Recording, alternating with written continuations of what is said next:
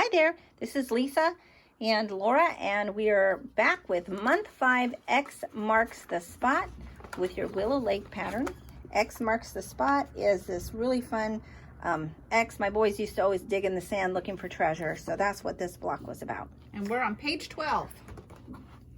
So once you have all of your pieces cut out as per the instructions, you're going to follow the instructions for number 1 to sort out what fabrics go to what. So there's 2 flying geese for this one. You have a tan with blue flowers for the body of the flying geese, and then the wings are the pretty blue. So you're going to find you're going to find the appropriate pieces, 5 1/4 with the 2 7/8. So you need 4 of those. So that's what you're going to need to make that one set of flying geese. So we're going to set that aside. And then the other flying geese is the blue 5 1/4, and it's going to have 4 of the 2 7/8. And that would be these. 1, 2, 3, 4. Yep. And this is what we're going to use to create the other set of the flying geese. So I'll set those aside.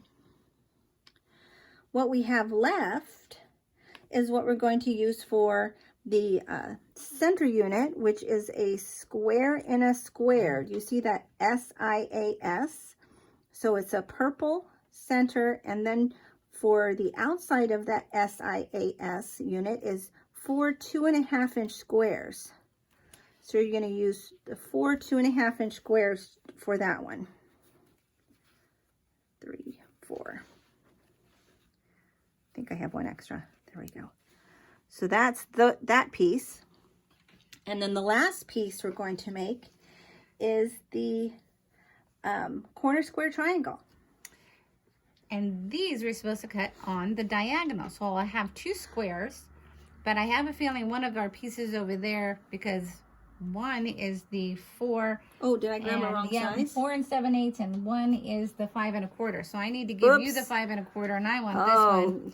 This is why it's so good to double check all your pieces. Thanks, Laura. Now my 2 4 7/8 squares are for the quarter square triangles, but there's, after the cutting instructions, there shows a little square with a diagonal across it. Well, that means I need to cut these 2 units on the diagonal, and I'll have 4 triangles. So I'm going to go ahead and cut those. And then the other pieces that go with that are 4 2 7/8 for the corner square triangle. And these also will be cut once on the diagonal. Right there. So we've got these pieces.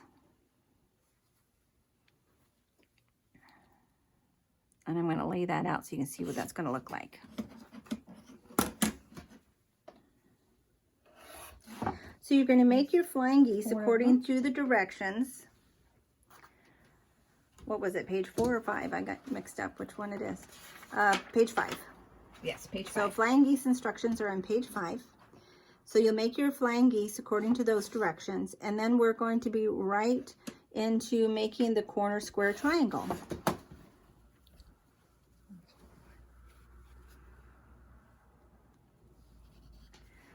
So when you're making your corner square triangle, you're first going to line up one triangle with a square, and you're just going to line up the right angles. You're not going to try to center it or center it with that point.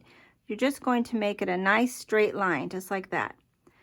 You're going to fold that over, lining up that right angle, and then you're going to sew your 1/4-inch seam. I'll be right back. All right, I'm back. So I've got my triangle sewn on. So that's how that's going to look. And now I'm going to do the same thing with this side. And I'll just line it up with this corner here, and there'll be a tail that hangs off on both ends. I'll go and sew this piece. And now there we go. So that's how that piece is going to look. You're going to trim off those dog ears right there, give it a nice good press, no steam. And then you're going to line up those 2 triangles Do your 1/4 inch seam and ease any differences. And then your block should look like this. You make 4 of those for your block. The next unit to make is the square in a square. So you're going to start with your purple square, which is 4.5 inches, and then you're going to use 4 2.5 inch squares. And you're going to draw a diagonal line on the wrong side of each of those from corner to corner. The first step is to position those in opposite corners. And I'm going to go ahead and stick a pin in the corners before I sew, but you're going to sew on that pencil line from corner to corner. Okay, I'll be right back so soon. Yes, that was quick. So you can see where I stuck my little pin, so it was out of the way of sewing, and then I sewed directly on that penciled line. So now it's just a matter of pressing those back. And we'll need to press those and press those closed. Then we're going to trim off those corners before sewing on our next corners. So I'll be right back again. All right, I'm back. So that's how my square is looking so far. So I pressed the seams towards the orange. And now I'm ready to put on my next 2 corners. So I'll position those in opposite corners. And you'll see how my corners overlap onto the other orange. And that's how it's supposed to be. So I'll stick a little pin in those corners and then sew those seams. So I'll be right back. I'm back. So I sewed on the last 2 corners. And so all that is left is for me to trim away those extra. So I trim off from about 1/4 inch from the seam line. I'll trim off those extra bits of fabric and then press it out to the corners, and it'll be all ready for the block. There you have it. Well, we've got our units put together and we laid out our block. And if you're wondering, well, where did this chevron come from? So this chevron unit was made, if you didn't skip ahead with us, it was made from the 2 flying geese that you made earlier on the first page, or page 12.